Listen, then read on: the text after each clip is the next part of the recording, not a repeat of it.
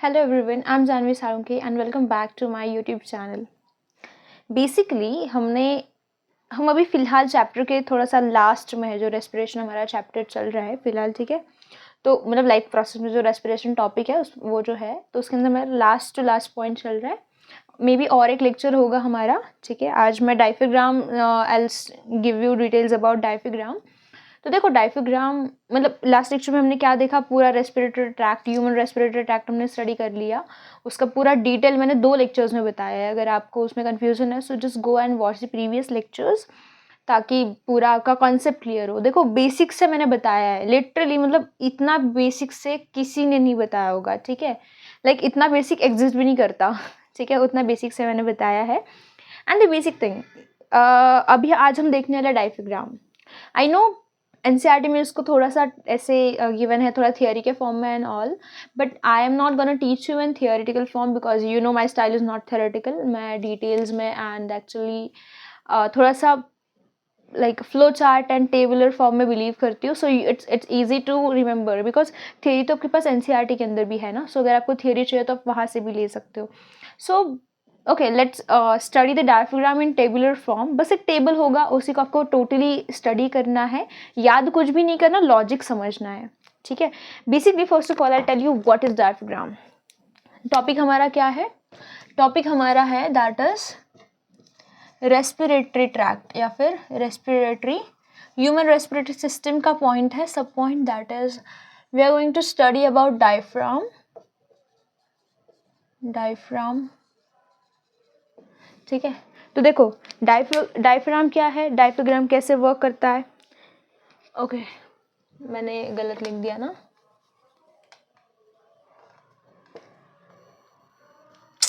मेरा हो जाता है इसके अंदर थोड़ा सा RAGM, ठीक है।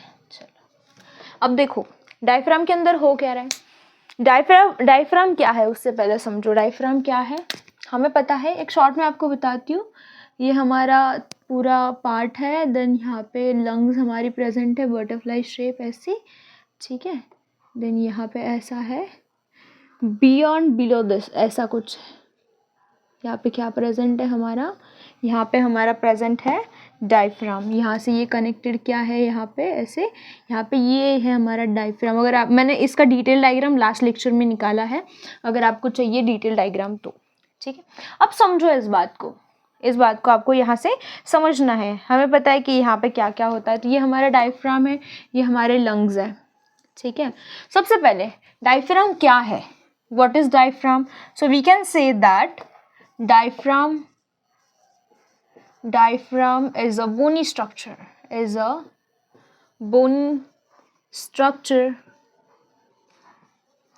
that helps, that supports and helps lungs। किस में हेल्प करता है वो, किसे हेल्प करता है, लंग्स को हेल्प करता है in respiration and breathing. In breathing लिखो, इन ब्रीदिंग, ठीक है।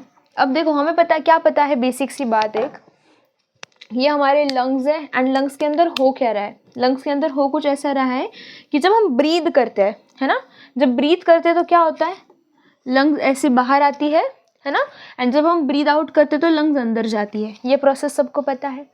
तो जब बेसिकली, अब इसका ये क्या है, ये जो ऐसा, ये जो शेप है ना इसका, ये ऐसे जो, राइट, तो ये जो शेप है इसका नेचुरल शेप है। ये क्या है, इसका नेचुरल शेप, ठीक है। बट जब क्या होगा, जब लंग्स इसके ऊपर प्रेशर लगाएंगी, मानो ये क्या कर रही है, लंग्स अभी प्रेशर लगा रही है, तो क्या हो जाएगा, ये अगर ऐसे यहाँ से कोई इसको प्रेस करे, है ना, यहाँ से कोई इस पर क्या करे, एक प्रेशर अप्लाई करे, ठीक है। एक प्रेशर अप्लाई करते हुए क्या हो जाएगा, ये कुछ ऐसा हो जाएगा, थोड़ा सा फ्लैट हो जाएगा, ये थोड़ा सा क्या हो जाएगा, ये थोड़ा सा क्या हो जाएगा यहाँ पे, एज कंपैरेटिवली, नॉट इतना कि आपको ऐसा लगे, बट कंपैरेटिवली ये क्या हो जाएगा, ये कंपैरेटिवली ये क्या हो जाएगा, ये फ्लैट हो जाएगा, ये क्या हो जाएगा, फ्लैट, कंपैरेटिवली फ्लैट हो जाएगा। सो मतलब क्या, कि जब हमने ब्रीद इन किया, यहाँ पे क्या किया, हमने ब्रीद इन किया, तो ब्रीद इन करने के बाद एक प्रेशर लगा एंड ये जो हमारा डायफ्राम था ये क्या हो गया, फ्लैट हो गया। एंड अगेन बाद में जब हमने क्या किया, ब्रीद आउट किया, क्या किया हमने, ब्रीद आउट किया। तो जब ब्रीद आउट किया तो हमने प्रेशर को रिलीज किया। हमने क्या किया, मैं अलग मार्कर से बनाती हूँ ताकि आपको कंफ्यूजन ना हो मैं आप क्या कर रहे हो पूरा, है ना, ऐसा नहीं होना चाहिए।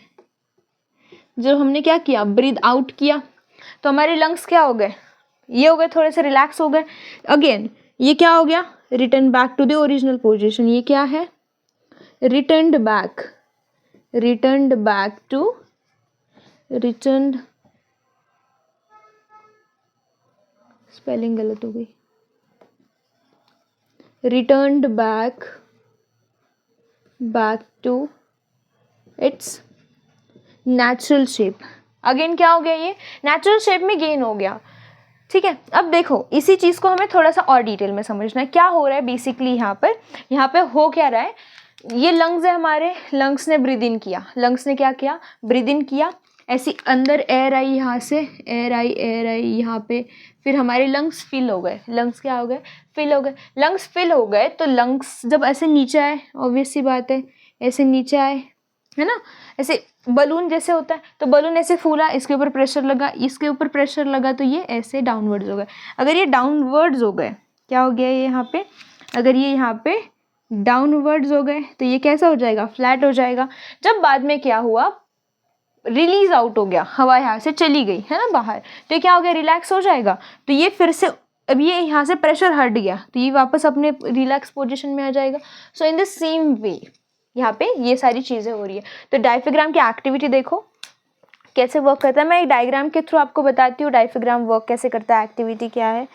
देखो सिंपल सी बात है दैट एक पॉइंट आपको याद रखना है ब्रीथ का, ठीक है, एक याद रखना है लंग्स का, एक याद रखना है डायफ्राम का,